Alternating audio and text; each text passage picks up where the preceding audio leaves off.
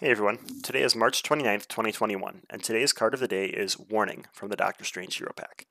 Last week was really fun going through some amazing allies from each aspect and basic that I really think can be used to jumpstart your deck. This week I'm going to go through 5 cards that have some awkward rules interactions, either rulings that change due to updates in the RRG, or things that we commonly see misplayed online. We're going to start with this first card, Warning. So looking at Warning to start with, it seems pretty okay. For 0 printed cost or 1 true cost, basically 1 card from hand, you can play this interrupt with the defense tag. When a hero would take any amount of damage, reduce that amount by 1. That phrase right there is very misleading, and we'll talk about why on the next slide. But first, let's talk about it a little bit. Let's compare this to First Aid, another basic event, but this time from the core set. For 1 printed cost or 2 true costs, you can heal 2 damage from any character. So you're getting the same prevention or healing ratio as you would in First Aid, and everyone loves First Aid, so maybe Warning should be good. But the problem is, Warning is limited to only heroes.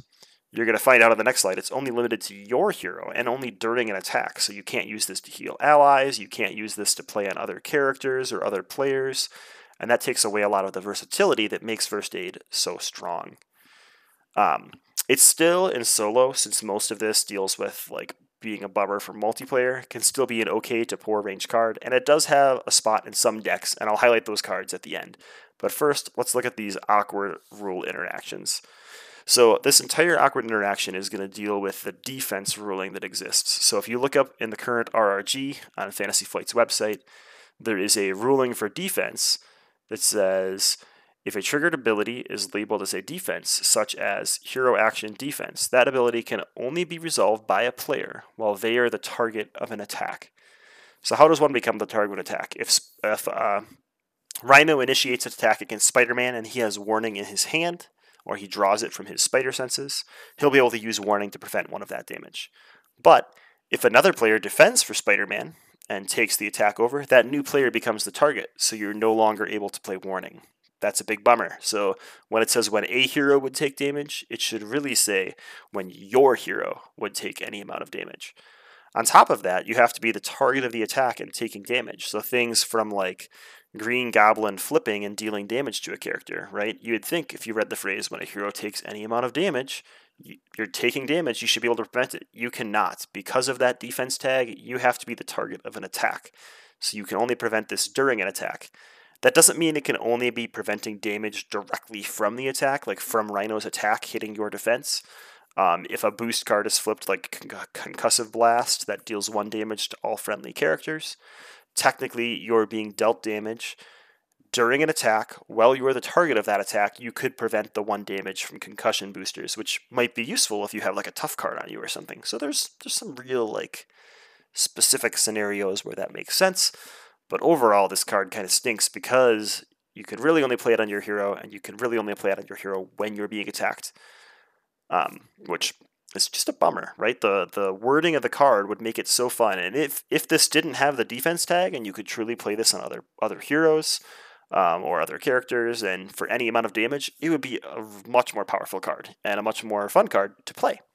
I think it's funny, even the flavor text is kind of funny, because since Iron Man is saying incoming, he's like warning people about damage, but he can't actually do that with the rules in the RRG. He can only warn himself. So this is Iron Man telling himself, hey, incoming, there's a missile coming at me, I better, dodge or whatever. So just kind of a bummer there that you can't use this on other players, and that's a common misplaying that I see online. So that being said, there are still some scenarios where this makes a lot of sense, and I think it's mainly in a protection deck where you want to sort of take no damage with a lot of your different abilities. So cards like Unflappable after you defend against an attack and take no damage. You might think, okay, the average amount of boost icons in this deck that I'm going to see is 2, so I'm going to be fine. Well, that one time you flip a 3 boost icon card, you're going to be real sad that you don't get to trigger your Unflappable, but if you have Warning in hand, you could trigger it. Ultimately, you just get to draw a better card to replace Warning. So maybe if you didn't have Warning in your deck, you could just have that better card in your hand to start with. Jury's still out. Still, there's lots of other cards like Desperate Defense, right? So you get +2 attack, you get to Ready if you take no damage. So not getting to Ready can be quite a shock and unfortunate for your hero. Same thing with Never Back Down. You might just miss that stun by 1 damage, and then playing a Warning really makes sense. There's other scenarios like Sonic Converter on Claw. After Claw attacks and damages a character, stun that character. I would much rather discard Warning from my hand than be stunned. So if I have it in my hand, that's great, but a lot of times when I'm getting hit by Sonic Converter, it's usually by more than just 1 point of damage that I missed it by. But still, it's got those niche spots in decks. I think based on the Groot spoilers we've seen from FFG, they showed us a card called Dauntless in their article for Galaxy's Most Wanted way back in the day. I think the more cards we get that are about staying at full health and about defending and taking no damage, the more useful Warning will be in solo decks. But ultimately, it's still a really misplayed card in multiplayer that can lead to a lot of awkward rules interactions. So not a stellar card of the day, but hopefully one that you learned something about. So feel free to correct me if I'm wrong in the comments and tell me why Warning is good. I will be happy to try anyone's deck with Warning in it that they think makes Warning stand out, because I really like to make sure every card I have in my collection is a card that I enjoy playing, and this is one that I'm still seeking out that challenge with.